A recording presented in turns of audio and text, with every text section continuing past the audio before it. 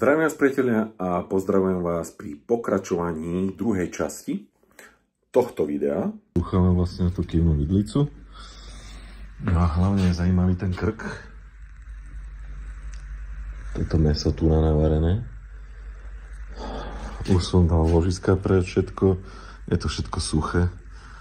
A pozrieme sa, čo tam je vo vnútri, čo uvidíme. Vstupujeme do krku. Ideme do spodného profilu rámu. Tu vidíme, že je pôvodný zvár, zatiaľ nič nie je obvyklé. Ujha, a čo to tu vyrástlo? Nejaké skrutky sú tam pre Boha. Pod video do popisu vám dám link na celé predchádzajúce video. Áno, tento rám bol veľmi zaujímavo opravený, ale ľudia si pomáhali ako vedeli. Takže teraz si ukážeme jeho premenu, nejaké postupné kroky toho, čo sa urobilo. Samozrejme, nerobil sa len rám, boli tam ešte okuliare a kývna vidlica. Rám išiel do stolice, aby sme si dokončili celkovú analýzu toho rámu a zvolili najideálnejší postup oprav tohto rámu.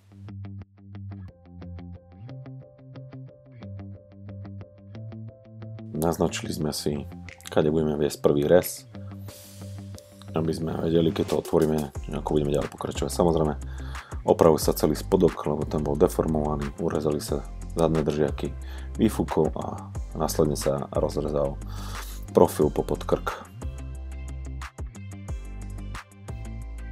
Začína najťažšia fáza opravy tohto rámu, aj keď mnohí si povedia, že možno vedie to len odrezania a ovarenie. Ale je to zložitý proces v tom, že vy ako náhle zasahujete zváraním do rámu, tak meníte jeho geometriu. Takže je nutné pendlovať medzi stolicou a prípravkom, kontrolovať tú geometriu a zároveň ho aj opravovať, pretože každé zváranie ťahá ten rám na nejakú stranu a tak ovplyvňuje jeho geometriu. Aktuálne sa pozeráme na finálny stav opraveného profilu a časti krku, ktorá bola poškodená.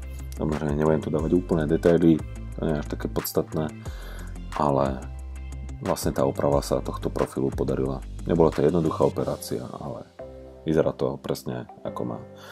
No, v spodnej časti samozrejme veci, ktoré nám chýbali, sa navárajú naspäť a kontrolujú sa, či nám to sedí s kastlikmi, či všetko sedí tak, ako má v prípravkoch.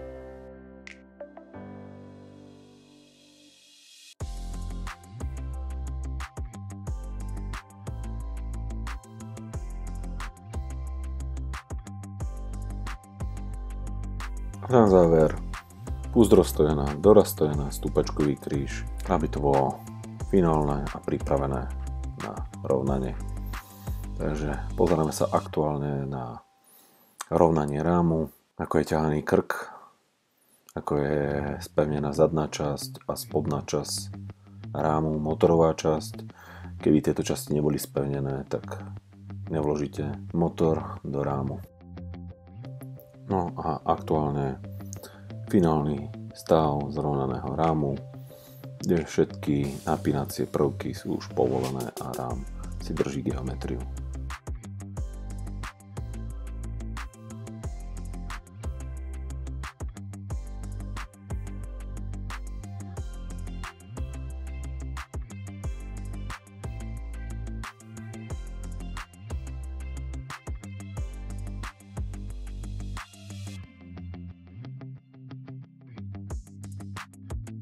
Kývna vidlica, kontrola pred zrovnaním, aby sme vedeli, aký je stav.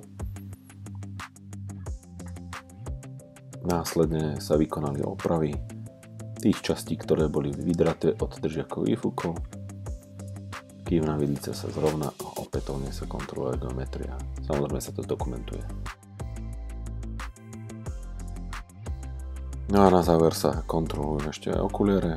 Samozrejme treba pozrieť popod ložiska, či tam nie je ovalita, či nie sú prehnuté. Ak toto máme v poriadku a táto geometria je dobrá, tak následne môžeme kontrolovať geometriu okuliarov. Ako vidíte, tak geometria nie je dobrá, takže následne sa okuliare musia rovnať. Samozrejme, veľa častí motocykla, rám, kývna vidlica, horné, dolné okuliare. To všetko má vplyv na geometriu motocykla a sa potom finálnu jazdu.